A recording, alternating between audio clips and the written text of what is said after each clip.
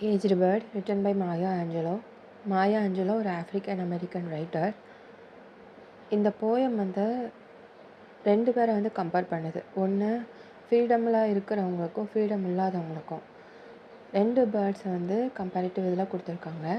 ஒன்று வந்து ஃப்ரீடமாக இருக்கிறது, இன்னொன்று கூண்டுக்குள்ளே அடப்பட்ட பறவையை பற்றி இந்த போயம் வந்து சொல்லுது.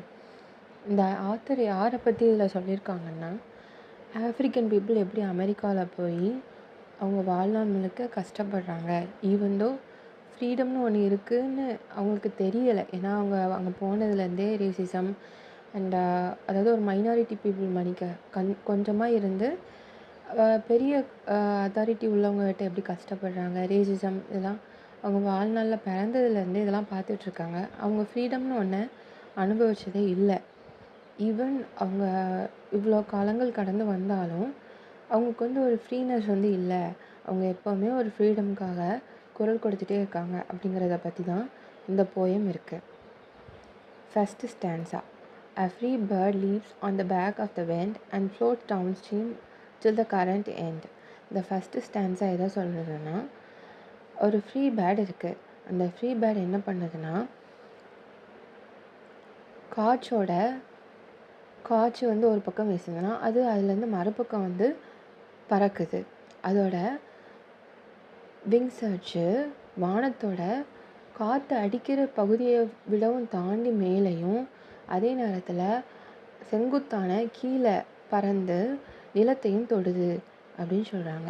அதோட விங்ஸ் என்ன பண்ணுதுன்னா, அந்த ஈவினிங் வந்து சன் மறையும்ல, அந்த சன்னோட ஒளிக்கதிரில் பட்டு மினுங்குது.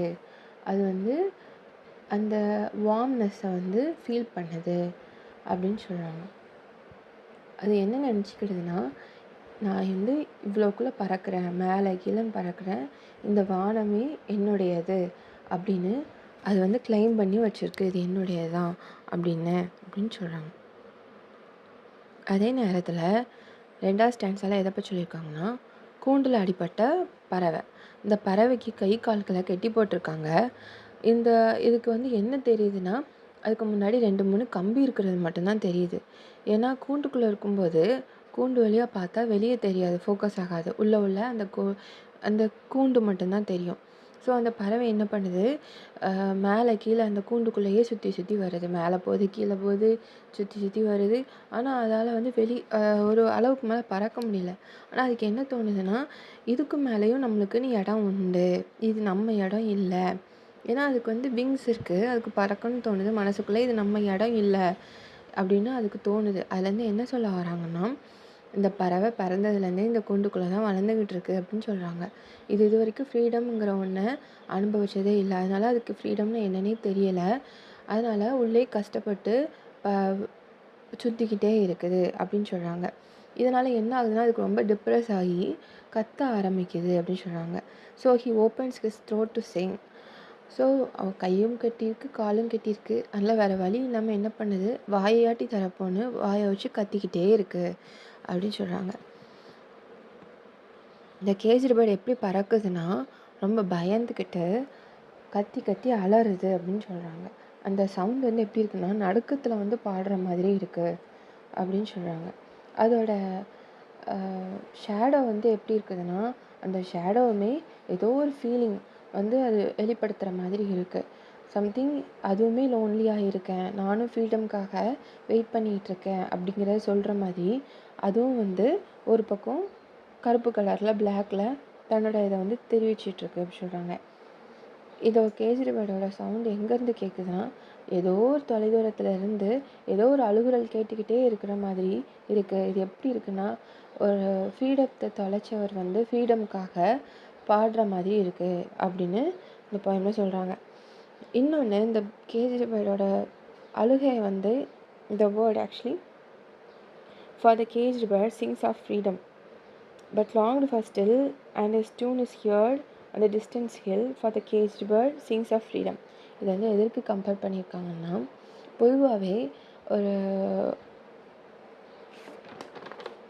ஒரு ஆத்தர் வந்து என்ன சொல்லியிருப்பாருன்னா, பொதுவாகவே ஸ்லேவ்ஸாக வந்து அதிகமாக பாடுவாங்க, சந்தோஷத்தில் இருக்கிறவங்கள விடவும் ஸ்லேவ்ஸ் வந்து கஷ்டத்தில் இருக்கும்போது தான் அந்த கஷ்டத்தை மறக்கிறதுக்காக பாடுவாங்க அப்படின்னு சொல்லுவாங்க. ஸோ எங்கேயும் அதே தான், இந்த பேர்ட் வந்து உள்ளே மாட்டிக்கிச்சு, அதனால ஃப்ரீடம்காக கத்திக்கிட்டே இருக்குது, பாடிக்கிட்டே இருக்குது.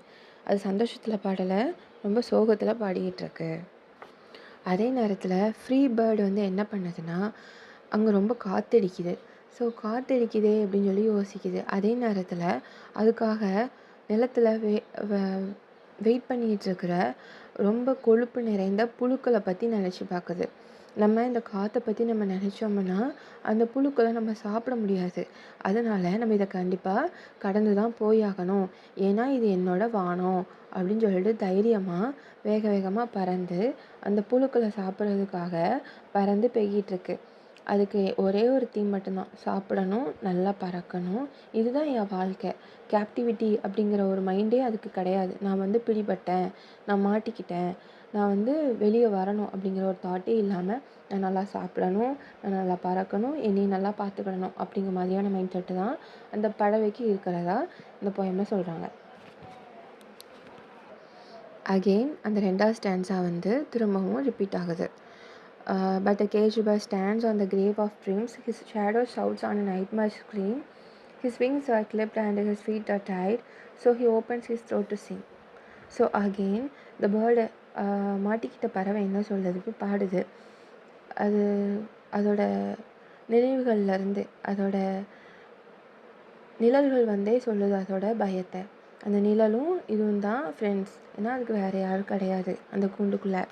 2 பேருமே மாற்றி மாற்றி அந்த ஃப்ரீடம்காக தாங்க அனுபவிக்காத ஒரு ஃப்ரீனஸ்க்காக, ஒரு ஃப்ரீடம்காக அழுதுகிட்டே இருக்குது.